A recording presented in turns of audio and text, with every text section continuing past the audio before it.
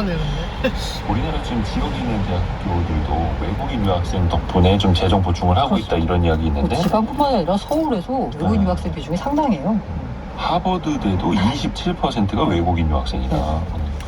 자, 또 하나 이른바 스드메를 비롯해서 결혼식 준비하는 비용 이거 좀 불투명하다 이런 지적도 많지 않습니까? 근데 특히 지역별로도 편차가 크다고요? 네, 소비자원이 처음으로 결혼 서비스 가격 조사한 결과를 발표했습니다. 이 지난달 기준으로 전국 예비부부 결혼 서비스 총 계약금액 봤더니요, 전국 평균이 2,100만 원. 그런데 강남이요 3,400만 원. 그리고 경상도가 1,200만 원. 그러니까 3배 차이 벌어지는 겁니다. 결혼식장만 놓고 봤을 때요, 네, 계약금 차이. 그럼 계약금은 도대체 어디서 많이 벌어질까 봤을 때 어디서 많이 벌어질까요? 역시 10대. 맞습니다. 이 10대가요. 저는 10대를 보면서 약간 반성했습니다. 사실 10만 원 내고 별 거리낌 없이 잘 먹고 왔거든요. 아, 축의금 봉투 사실 10만 원 내는 것도 부담이긴 한데. 네. 근데 지금 보면 1인당 10대 중간 가격이요. 네. 이게 전국 평균이 58,000원이에요. 그런데 서울 강남이 85,000원입니다. 강남에서 있는 결혼식 갈 때 10만 원 내면 좀 약간 미안한 느낌을 가져야 되는 수준까지 왔어요. 아, 서로 불편합니다, 서로. 네, 그 강남을 제외한 서울 지역은 75,000원입니다. 그런데 이것도 역시나 7만 원 선 넘었어요. 와, 그러니까 이 10대가 너무 비싸가지고. 강남을 제외한 서울 지역도 7만 5천 원. 그러니까 서울에 있는 결혼식 할 때는 일단 기본 10만 원은 들고 가야 된다라는 이런 생각이 들었습니다. 참석 안 하고 봉투만 보내는 게 더 좋을 수도 네, 있겠네요. 아마 이제 봉투만 내야 될 것 같아요. 몇 시에 식을 올리냐도 관건인데요. 예. 어쨌든 성수기 4, 5, 10, 11월 식장 계약금 중간 가격이 1,620만 원으로 비수기보다 450만 원가량 높았습니다. 그리고 결혼식 준비 핵심이 사실 스드메잖아요. 스튜디오 드레스 메이커. 네, 근데 이게 지역별 격차가 60만 원에서 110만 원까지 나고요. 조사한 거는 지금 현재 뭐 이렇게 가격이 나왔는데, 뭐 스튜디오 중간 가격 같은 건 135만 원 이렇게 나왔는데, 이게 문제가 원본 구매비, 야간 촬영 너무, 드레스, 헬퍼, 헤어, 변형 너무 품목이 많아요. 5km 이상 직진하는 구간입니다. 이게 정산이 불가능할 정도가 됩니다. 100만 원이라고 해서 갔는데 아니에요, 100만 원이. 이것도 알고 추가하셔야 보면. 되고요. 이모님 비용도 추가로 들어가고요. 야간 촬영 얼마 더 추가되고요. 저는 결혼식을 너무 옛날에 해서 그런지 가격 보고 정말 깜짝 놀랐어요. 근데 이게 가격이 높더라도 사람들이 딱 비싼 걸 알 수 있다면 네. 다른 경쟁사랑 비교해 볼 수 있다면 좋을 텐데 그게 또 잘 안 되잖아요. 그게 문제예요. 전국 14개 지역 소재 결혼식장, 결혼준비 대행업체들 총 522곳을 대상으로 한국 소비자원이 조사를 했거든요. 네. 그런데 이 중에서 64%가 가격 정보 공개하지 않았습니다.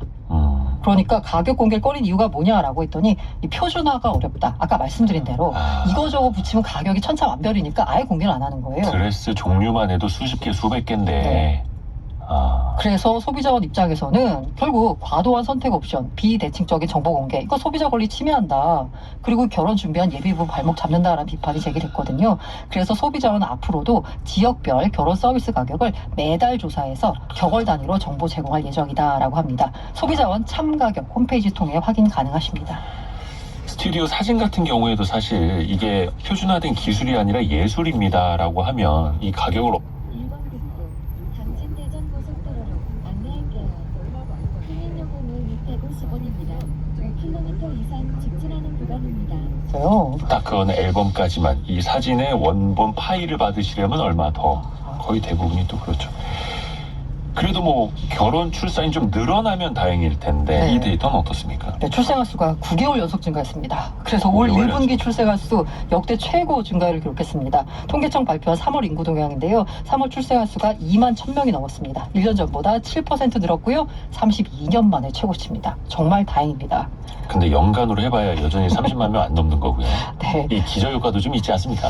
그래도 1분기 합계 출산율이요. 예. 0.82명이에요. 이 같은 기간보다 0.05명 늘긴 했거든요. 그러니까 0.6대를 보다 0.69를 보다가 0.82를 보니까 네. 예, 반갑긴 이게 하네. 인구를 유지하려면 합계 출산율이 2명이어야 되거든요. 그렇죠. 네. 아직 멀긴 했습니다만 일단 바닥은 쳤다라는 거. 네.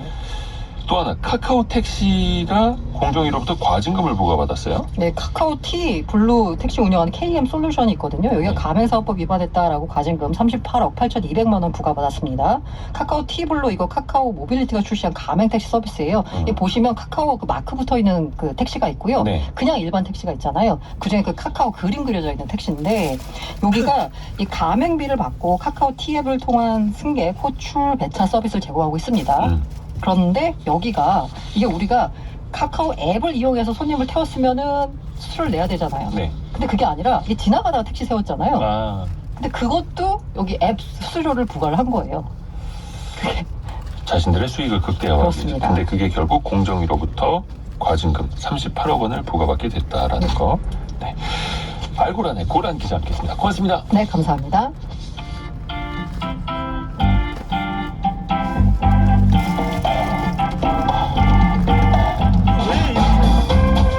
지금 여러분께서는 KBS 1라디오 성공예감 이대호입니다를 듣고 계십니다.